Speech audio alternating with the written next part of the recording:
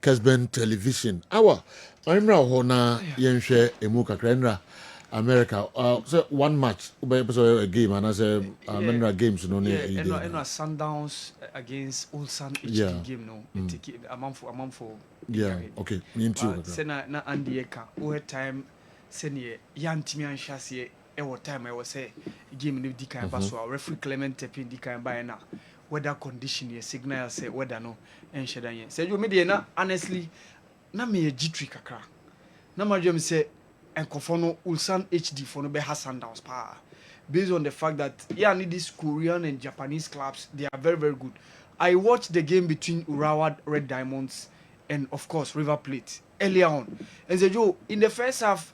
At a point when even River Plate were leading, you saw say Urawa Red Diamonds were dominating, but River Plate let me use experience EBBTOMO, and that was what I expected. Say Ulsan HD Ebema Mamelodi Sundowns a good run for their money, and say you how Mamelodi Sundowns it me dictated the pace of the game. No, idea very very important. And then I'm a Kawaha say Marcelo Allende and Tebo Mokoena very very very key. Ewo where the Sundowns beat me winning game na so muntimi winning. And truth to my words, Sergio, these guys all arrived at the party. Enwa Omo alongside Lucas Ribeiro, he was also so phenomenal within the game. Enwa and Ikram Renes, in as much as they can share go cry, referee and they can go no, and later on or share baku ama. But I felt say Sundowns. Sergio Nenka was so winning game by probably three. Nenka so allowed 2 goals, ebe cut 1 no, especially in the second half. Yeah. Lebogan Motiba Bae and alongside Tashrik Matthews and JD Nadam said clear cut opportunities by, but at Omontimi and score those chances, that number of goals per se and make you opportunity. All the same they won. Yeah, they won. That's the most important thing. But that I felt say the Nenka was somebody goals in 1 or 2 back up. And now this guy was the boy and I'm who say Obeha Sundowns pa Eric Farias, the Brazilian international mechanism. Ono alongside the Swedish international Ludwigsen and Sergio Yongwoo, he was very, very, very combative in midfield for the Koreans. During the Ghana and Korea game, he was part of the guys on your board game right. Wabrada yes, Korea by 3 goals to 2. But Sergio, the most important thing is Sundowns have managed to secure the 3 points, and only idea here. Okay. The subsequent 2 games and they're very, very crucial because they are now going to meet Borussia Dortmund and Fluminense. So if they are able to get at least 3 points within these 2 games now, Sergio, they will be through to the next stage of the competition. And then also very, very, very important. WAC Man City, Sergio, too difficult for WAC because yes, Man City and Shada a very good season at Tremi.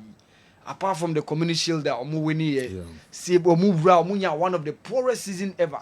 At a point in time between October, January, na Man City said to win a game, but with fresh limbs, head the team no mukina.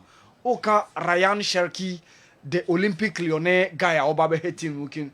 Ryan Aitnouri, the Algerian international from Wolverhampton Wanderers. And then Tiani Randes, the former AC Milan midfielder, Onusia Dutch of Free Netherlands.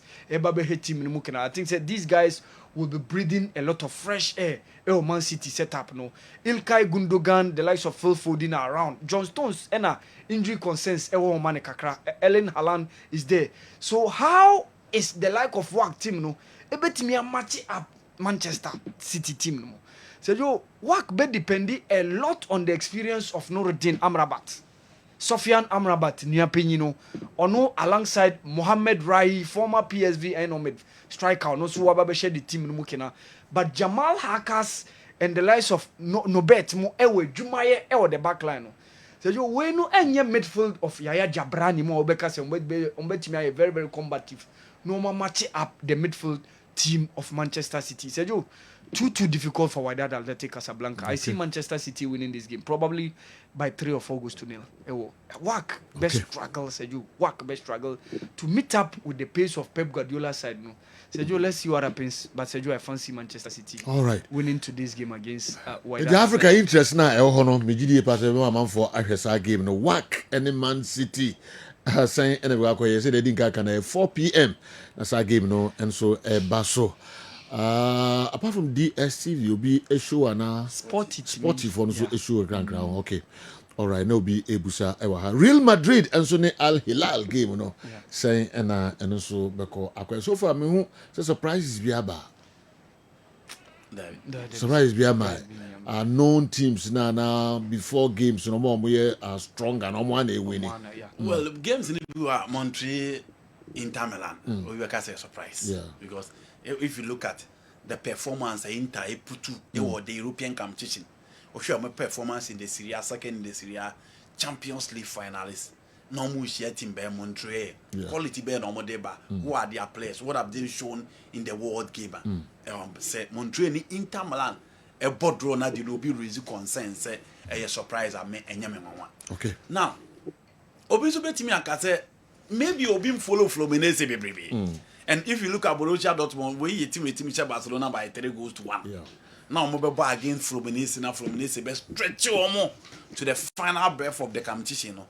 You know, but say you tournament the statise ya sanet ye ko ye nim no the boys will be separated from the men. Nti we be say drew baby we be say big team who say that be one who be free man e ho na be who difference. Nti these games are very normal having those teams. It happened even at the World Cup. So we be Saudi Arabia and then Argentina scare ni bi no obenya the Switzerland Spain scare no bi obenya sa money bi ho obenya Norway Brazil in 1998 World Cup no obenya sa scare ni bi ho but so you going forward no obon said the boys will be separated from the men. Okay, all right. And the Emirates transfers no so na me features na me transfers a room features no say ya hwe no what can't they say na di EPL there no.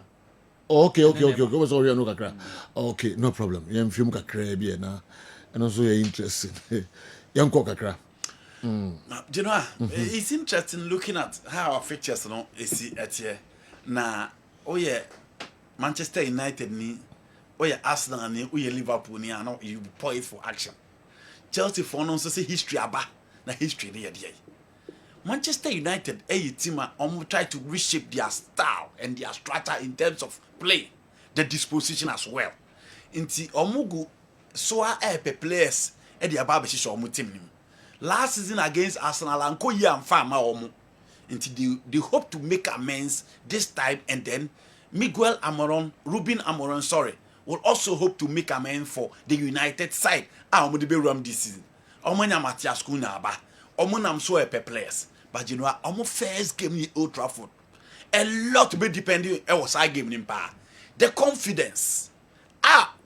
Team no benya ewo coach him, the fans ni benya coach him depend on that particular game.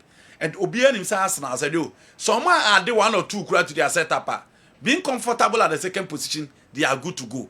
But omo transfer back come eba ho as omo ye ho adwuma. So omo timi wie sa adwuma na eniaba betimi akọ idi amomo. Inti Manchester United first game a big game at the United as said, "Yo, so omo person season no omo nya niema correct, eniema ko ye omo nya omo peace. Na media na nyina omo kon so na omo performance na omo timi dan na di mo obi ate omo kan dia.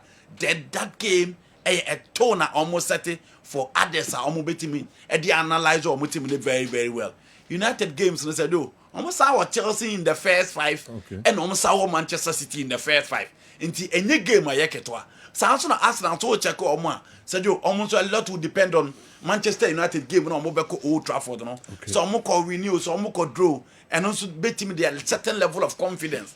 About team nim, I'm almost team they started the Premier League very well. But almost first 5, Liverpool and Manchester City and so on.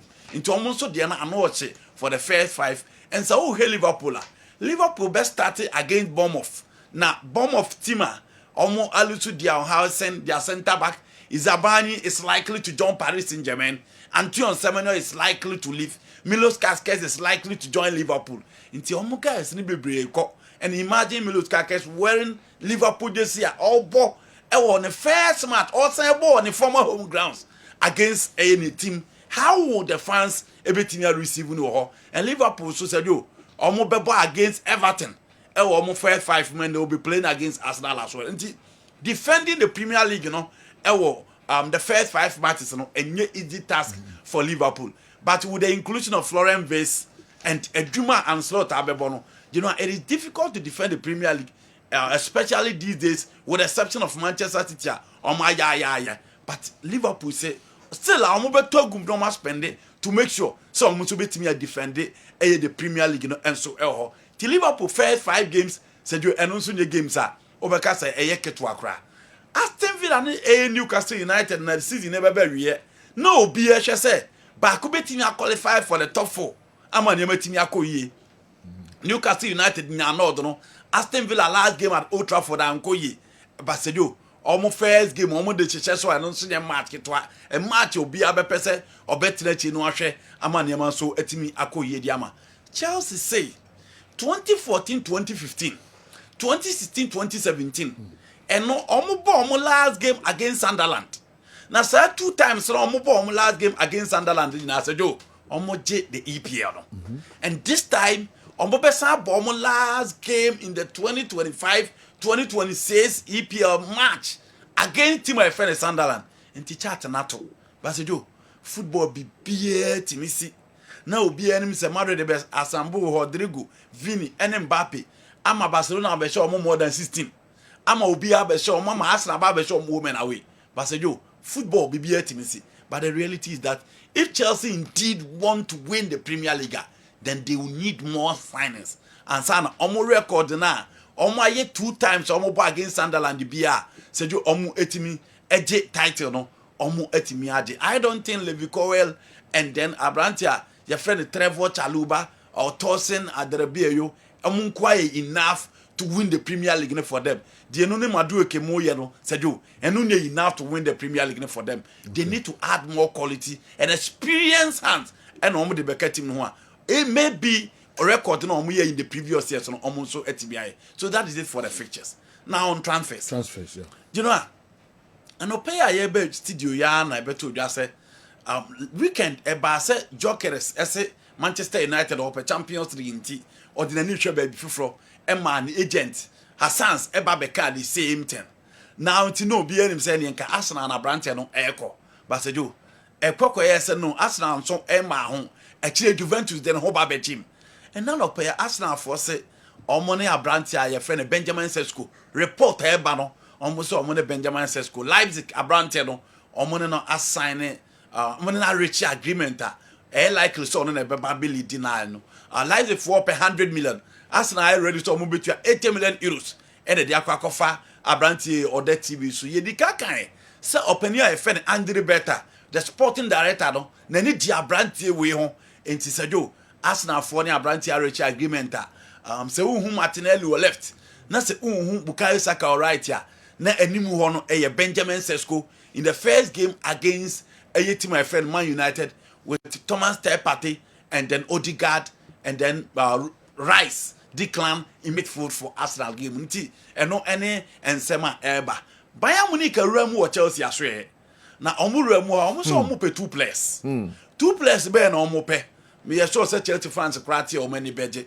omu so omu pe Malo Gusto Abrante na Rui James ni obebo right back Renano game no said you omu ne Los Angeles FC obem no be hwie brutal nti Bayern force omu hia sa Abrante no na omu they want to push Joshua Kimmich to midfield into omu hia sa Abrante no right back Samson na Christopher Nkuku enka winter no omu ba be fa Abrante no de nakọ and na Chelsea say wo woni 60 million euros no ensi ho Nkuku still only position with Chelsea team on the left they are still considering other players up front omu de Liam Delap baba say Abrante no lead line na utie nsama e free Chelsea training ground so ba Chelsea against Flamingo likely say Liam Delap is likely to start that particular game until Nkuku ni position your Chelsea team and said you sika audience so until Bayern for say Abrante wabo the German Bundesliga no or the former best player in the Bundesliga and onim Bayern team no say the city into omo ba no ma ba be fa Abrante e de no akọ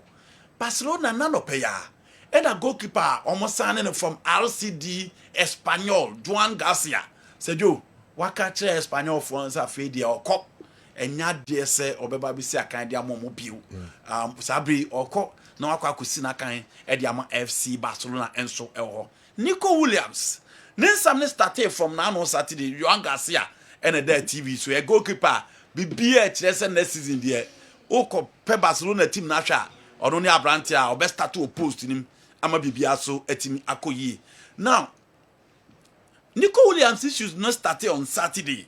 Obeba oma obebo omo obetina on tina sikana se ombasa betimi omuntimi nti enra Tony Montana ba ye story na eche se Barcelona players ni bi kura na be che announce no nti yehu hafenya se IG ordinato ho na wasa follow no yehu Alejandro Balde so ono se na to eho ene Mondo Deportivo ordinato animu and om se still or your option for FC Barcelona sejo 58 no nyesika kese bia maka the contract and say oji 200 and over 1,000 euros a week say incredible but say Barcelona bet team the Nico Williams or not there waje pene o ma hia Barca o ma wie bibia but the aka ne say this Barcelona etimi ton players ni bi ansa no ma team the Nico Williams aba be shit team it is say ano Fermin Lopez deal ba ho from Chelsea mom reject Bayern Munich ba mom reject but you see how he say na Fermin Lopez, Ferran Torres, these two players not likely say also Barcelona tom to open way for Abrante and Nico Williams. Na and also crano registration once and Sembe battery to say the Javier Tebet etimekano into Fermin Lopez and then Ferran Torres na says general likely so ombe pave way na Abrante no omotonwa and then Nico Williams and so etimi aba SC Barcelona na neman so etimi akoyi ama bibi etimi ayekama so Nico Williams on the left Lami Yamal on the right and said you Lami Yamal so je ne home na o media no so on Fati Vasquez influencer na on na chelo wo Italy no za manfo bebre 17-year-old there on maami o 30 years en konko chele sa but you know Sebastian Timiton other players in there you expect Nico Williams to be part of the Barcelona attack next season. Was it why any mommy 17-year-old mommy or 30 years eco chile? Lami Yamal. Are they only obisa eco chile? Aye. Oko holidays with Italy. Now ko en niji ni ma on influencer be a Fred Fati Vasquez. And on na chele wo ho. Videos na pictures ni na aba. Baby kro mo timoto so nsuo so na. Ono no yitwi na oba no so 30-year-old. Okay. Intim Ochela me Yamal 13 years. No we are when near o ko huntintini we ni nwanwa ne de. 17 so ba chen be ma 13 years enye nwanwa. Ene bi Ba wo. ba o 30. Wa feel. No me si bi wo me nche say nwanwa ba bi wo. Okay, the nwanwa no and say there so bi o 30 years no about 45 years a twempna enye news. Ana news. No news. But obi was 17 years. No about 30 kwa dia news ana me boy. Yes, 17. Yes. O e minor. Yeah. Onu kura so sign contract. Now what time na dia kwa kotu ni patent kwa ho there say news. Je ba na sa mrem no oba no ye ne den. Em do mo de dia ko. Go ko fa obi o ye under 17 under 18 say otumra ana be ma okoye sa otumra. Na me ni mrem Ghana ha. Oba o 30 years ekofa brantiwa 17. Akra was 17. Akra was 17. Isin so a emra na makwan na me ni ma de. Ya ho na be go report them na no. Aka bibi. Tell you ya ha na be go report. Be ma no ma me ana ne papa. Ana ne nanfofo. Oh, it is a your picture. Okay. Picture. La me yaba oya kora boni papa. And no one else ever pack can Yes. No oya kora boni. Picture the one here. Bisu ana 70 sa, Mr. Oh, you know what they say? So, me can so na koda o. Okay. Me can so na koda o. Me see one na eche. Actually, so BB LED to the other. Na the omo ye wo TV so dey say enye se nyaduanu no mu di. No yes. Ana me wa. Na ya. Enti abron so be so. No tade a wa ro no di sila ni ya ma achi no. A free hand you nim de be see. Yes. Yes. And abron so be so every anopa. Yes. Me nzazo be da. If you fear the number. Sa be de so wa no nim sa be nyina. Me that ever go na name. Na mabu bend that Kessben. Narrow. It just your sunset you narrow. As much as you had no. 17-year-old. Agwaku face mami or 30 years. Yeah, established this on an area. But the air can say. They come the wow him say. Open am kwan as well. Free just mo Remanso. And the church nyumba. Yes. And one e koso e TV so. La me yama anya careful. Na one we ya man bi wo ha o control krom be gini na. So we say I was starting no. Okay, o the yemfansia.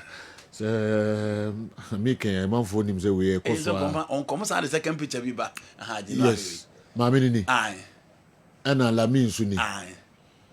Ana yeah. Aye. Hey.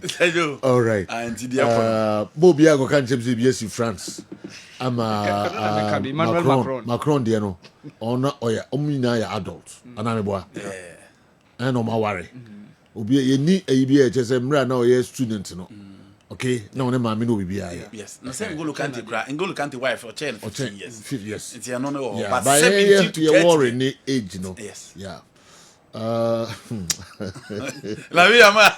You know the open talk carry. No, akwesi say father me baby obi amecha no. Me case wa hibida. Akwesi yes. Coach scout me nim. Unza wa na ho for free collaborate sa. Na odi enyini. Na okay camera na ne press starlet days no. Hey, we dey walk for time na watch na di. Yes, I'm telling you, I mean go see for. Wako ofa bi mpa. The Bible says so and I hear kind of wow. Na Mickey dey one February press talent day so. Mickey. Oh, Mickey dey say be break kwa. Yes. Odo ko boy see do no me hwan ma bibia no want me. Those days Mickey. 17-year-old was starting 30 plus for the nam. Na mo bu fumpa e wo mpo ano ne ade. All right. Yankwe. Yeah, naru ma. Usu no brebre. Won gaze owu a on fa onko. Atema edija la be yama no pe ya no. Because it was in them 40-50-year-old to the crowd who now almost found one cherry crowd. They come marry be. Inti on the Oma Ayisa na Omon Koso. It's under 16, which is defilement. 17 years is not illegal. All right.